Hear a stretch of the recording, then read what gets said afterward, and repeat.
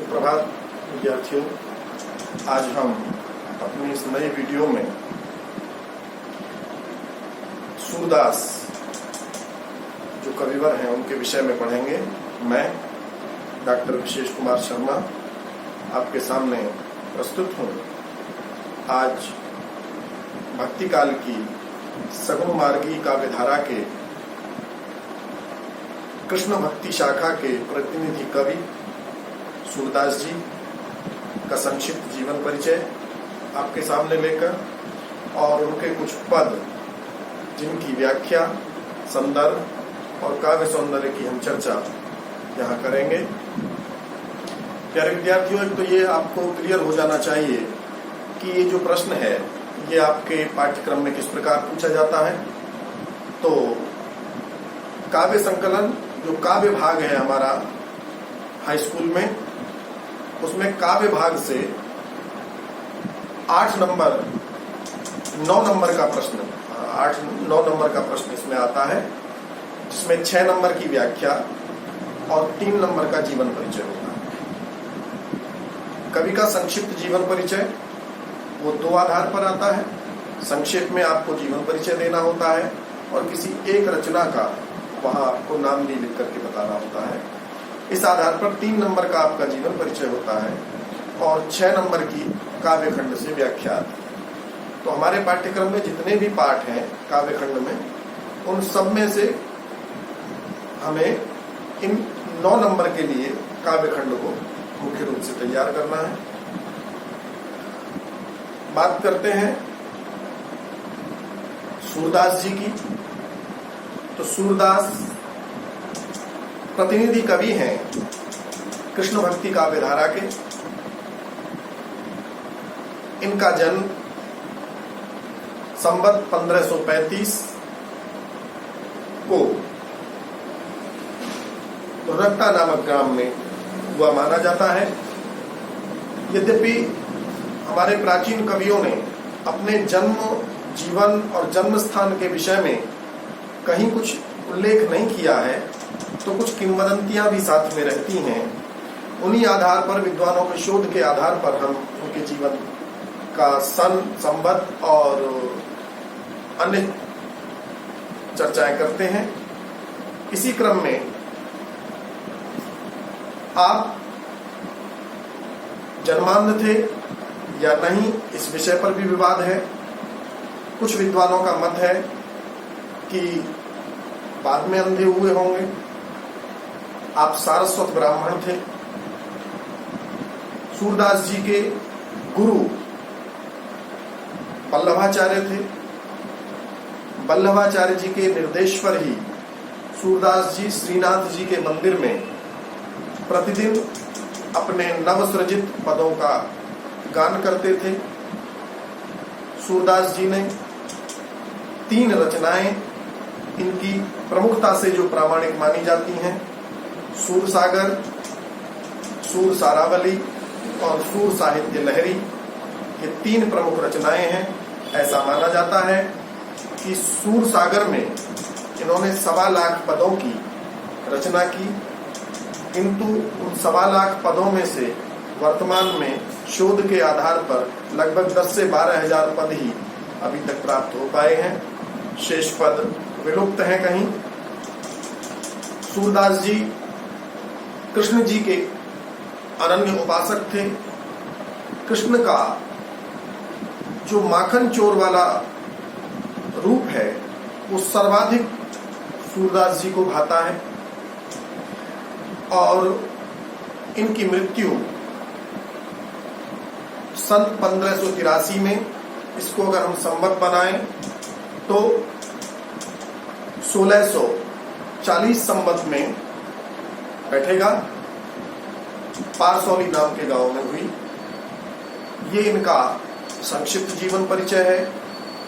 इस जीवन परिचय को आप और प्रभावशाली बनाने के लिए, इस जीवन परिचय को लिखने के साथ आप अपने परीक्षक को अपनी ओर आकृष्ट करने के लिए, कुछ विशिष्ट दिखाने के लिए, कुछ चीजें अपनी तरफ से और अच्छा करके आप जोड़ सकते हैं।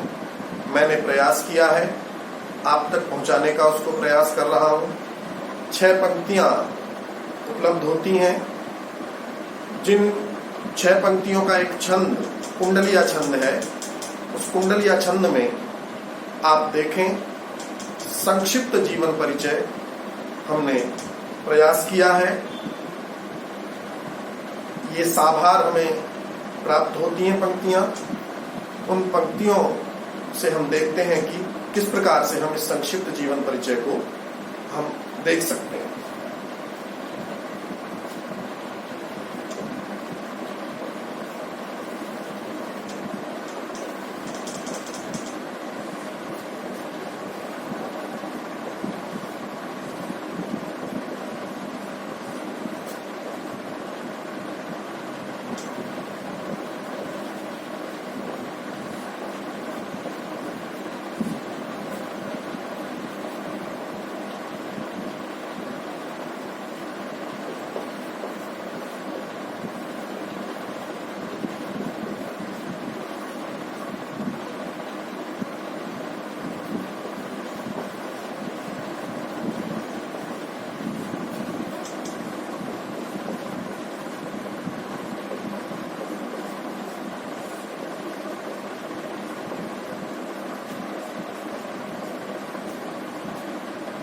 पंद्रह 35 विक्रमी जन्म रुडकता ग्राम, गुरु बल्लभ हरिभक्त का सूरदास था नाम।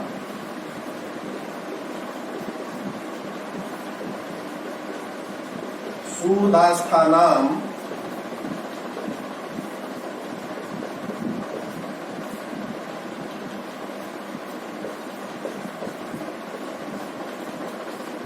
सूर सागर के प्रहरी,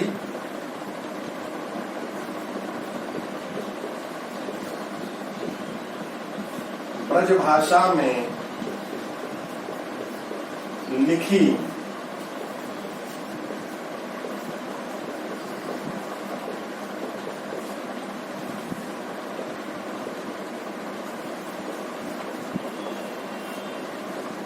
सूर सारावली लहरी।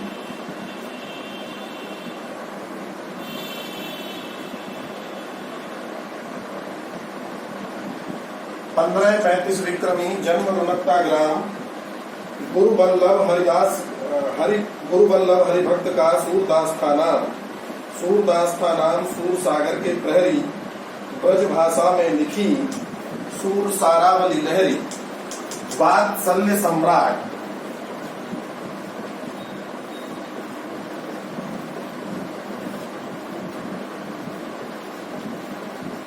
शांत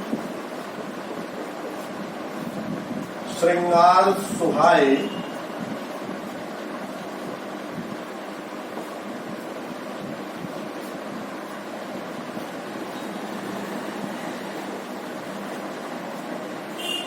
सोलह 1640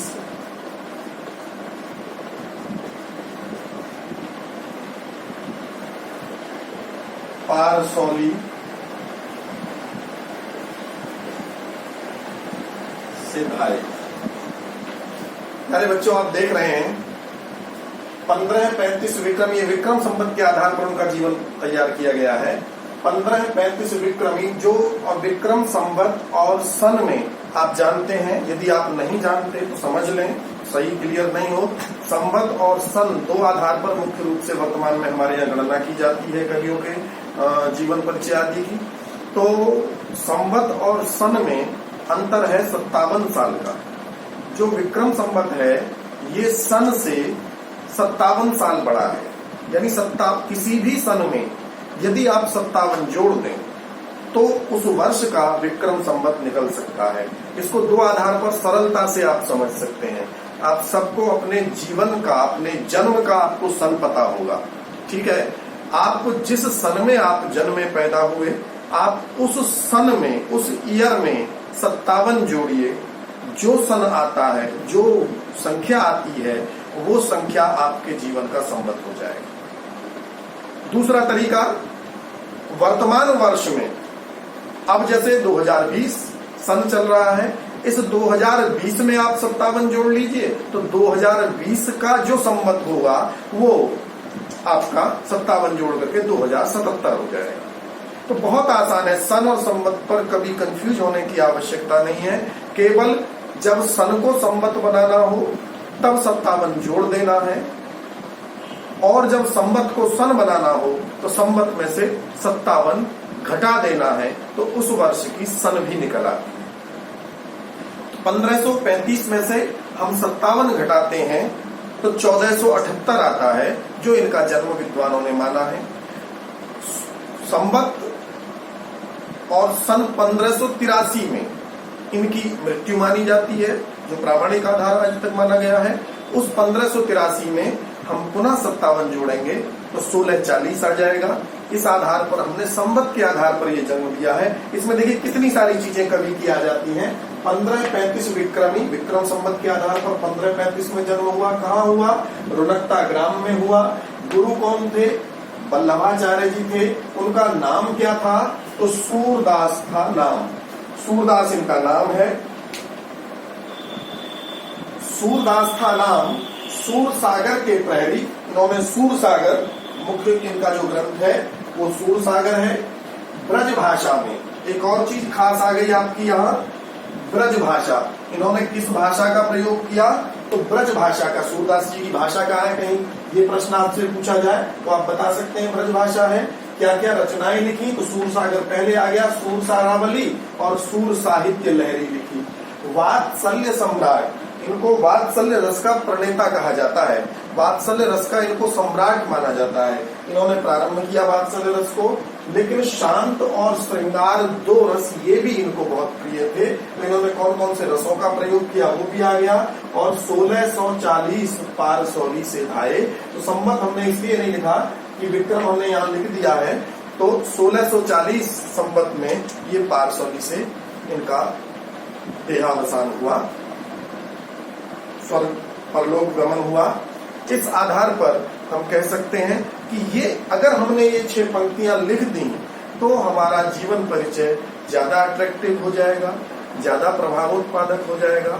और 3 नंबर में से फिर किसी भी स्थिति में परीक्षक के पास किसी भी आधार पर हमारे नंबर काटने की स्थिति नहीं रहेगी। ये तो हुई संक्षिप्त जीवन परिचय की बात। उम्मीद करते हैं आप इतने से लिख लेंगे।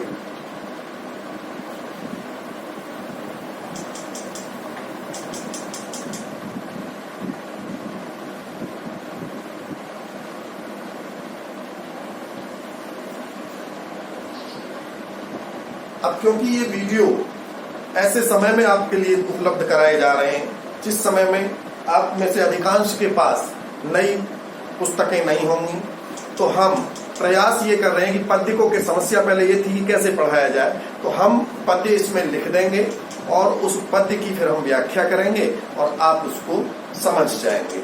उसको अपने आप होमवर्क भी आप उसमें से अपना कर सकते हैं।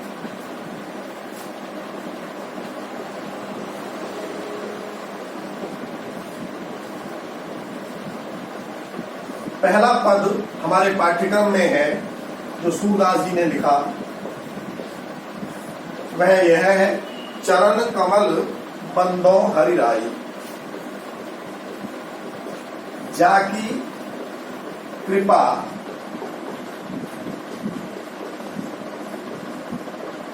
पंगु गिरि लंग है,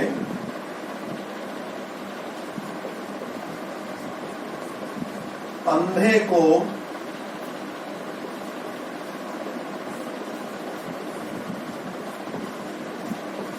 सब कुछ दर्शाई।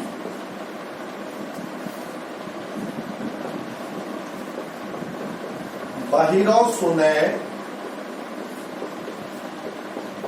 गूंग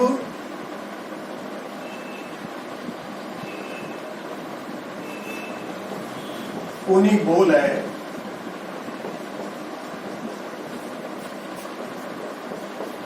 रंग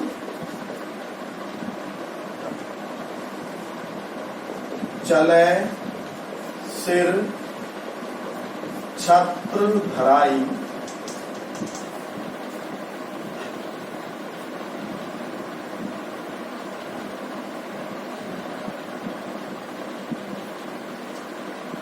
सूरदास स्वामी का नाम है।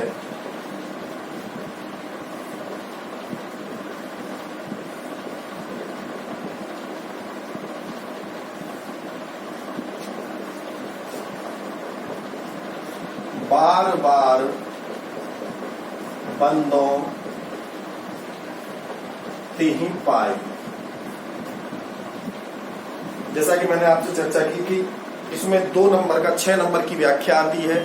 6 नंबर की व्याख्या में से विभाजित होते हैं प्रश्न। 2 नंबर का संदर्भ होता है, 2 नंबर की व्याख्या होती है और 2 नंबर में काव्य सौंदर्य होता है। ध्यान रखिए, अधिकांश बच्चे क्या गलती करते हैं, व्याख्या कर देते हैं, ज्यादा से ज्यादा संदर्भ लिखते हैं और काव्य सौंदर्य को छोड़ आते हैं। यदि आपने काव्य सौंदर्य इस खंड में छोड़ दिया है, मतलब आपने 4 ही नंबर का प्रश्न लिया है और फिर अब आपको जो मिलेगा वो 4 नंबर में से मिलेगा। तो इस चीज को बहुत ध्यान रखना है सावधानी पूर्वक कि आपको काव्य सौंदर्य भी साथ साथ लिखना है। और सबसे पहले संदर्भ क्या हो सकता है? प्रस्तुत पद्य हमारी पाठ्य पुस्तक हिंदी के काव्य खंड में संकलित सूरदास जी द्वारा, भक्त कवि सूरदास जी द्वारा रचित पद नामक शीर्षक से लिया गया है। ये आपका संदर्भ हो सकता है। रचना पुस्तक का नाम आ गया, पाठ का नाम आ गया और आपके कवि का नाम आ गया। आप अच्छा करने के लिए इसमें प्रसंग डाल सकते हैं, वो अपनी तरफ से आप ऐड कर सकते हैं। नंबर उसके जरूर नहीं होते, लेकिन प्रसंग और अपने साथ उसमें मिला दिया जाता है तो और प्रभाव उत्पादकता आ जाती है। परीक्षक समझ जाता है कि हाँ, बच्चे ने प्रसंग सहित पढ़ा है। तो इसमें भगवान श्री कृष्ण के अपने आराध्य देव के श्री चरणों की वंदना करते हुए महाकवि सूरदास जी कहते हैं, सूरदास जी श्री कृष्ण के चरणों की वंदना करते हैं और उनके चरणों की साथ साथ विशेषता भी बतलाते हैं। चरण कमल बंदो हरिराई, बहुत प्रसिद्ध पंक्ति है। मैं हरिराई का अर्थ है श्री हरि के चरण कमल, कमल रूपी चरणों की, मैं श्री हरि के कमल रूपी चरणों की वंदना करता हूँ। बार बार मैं उनका वंदन करता हूँ, उनका अर्चन करता हूँ, अभिनंदन करता हूँ। ऐसा सूरदास जी करते हैं। यहाँ इस पंक्ति में चरण कमल बंदो हरिराई, चरण और कमल में यहाँ रूपक अलंकार है। रूपक आप जानते होंगे, उपमेय में उपमान की जहां अभेद आरोप किया जाता है, उपमेय में उपमान का भेद रहित आरोप जहां कर लिया जाता है, यानी उपमेय को ही उपमान मान लिया जाता है, वहां रूपक अलंकार होता है। यहाँ कमल रूपी चरणों को कमल मान लिया गया। तो मैं श्री हरि के कमल रूपी चरणों की वंदना करता हूं। कैसे हैं वो चरण कमल? जाकी कृपा पंगु गिरि लंग है। इन चरण कमलों की विशेषता यह है कि इनकी कृपा से यदि मेरे प्रभु श्री कृष्ण की कृपा हो जाए तो कोई पंगु व्यक्ति भी, मतलब लंगड़ा व्यक्ति भी पहाड़ को लांघने जैसा कार्य कर सकता है। भारत की एक बेटी ने ऐसा करके दिखाया है, एवरेस्ट की चढ़ाई की है। तो आप समझ सकते हैं कि जो कालखंड कितने काल पहले तुलसीदास जी ने लिखा है वो आज सत्य है। ईश्वर की कृपा और मनुष्य का परिश्रम अगर साथ मिल जाए, दोनों एक साथ हो जाए, तो व्यक्ति गिरि को लांघ सकता है और छोटे मोटे को नहीं, एवरेस्ट तक जा सकता है। कृष्ण जी के विषय में, उनके चरणों की कृपा के विषय में सूरदास जी इतने वर्ष पहले ये बात बता रहे हैं। तो जाकी कृपा पंगु गिरि लंग है और अंधे को सब कुछ दर्शाई, ये कह करके सूरदास जी ने ये बता दिया कि मैं अंधा हूं। स्वयं के विषय में भी कहीं ना कहीं उन्होंने यहाँ इंगित हमारे लिए किया है कि अंधे को सब कुछ दर्शाई। विद्वानों का ऐसा मत है कि सूरदास जी ने कृष्ण की बाल लीलाओं का वर्णन जिस तरह से अंधे होते हुए भी किया है, वैसा वर्णन तो किसी आंखों वाले व्यक्ति के लिए करना भी संभव नहीं है। तो जब उस ईश्वर की कृपा होती है तो एक अंधा व्यक्ति भी सब कुछ देखने लगता है। बहिरो सुने, बहरा सुनने लगता है। गूंग पुनी बोले, मेरे श्री कृष्ण की कृपा से गूंगा व्यक्ति बोलने लगता है। और रंक चले, जब ईश्वर की कृपा होती है तो कोई रंक व्यक्ति भी, रंक कहते हैं गरीब, सबसे निम्न स्तर का व्यक्ति भी सिर पर छत्र धारण करके चलने वाले राजाओं की तरह हो जाता है। आपने देखा होगा राजाओं के सिर पर छत्र रहता था, आज भी राजाओं के रथ के ऊपर अन्य चीजों के ऊपर जहां भी वो बैठते थे तो एक छत्र उनके लिए लगाया जाता था, छत्रपति कहा जाता था राजा को। तो रंक चले सिर छत्र धराई, ऐसे तमाम उदाहरण आपको मिल जाएंगे।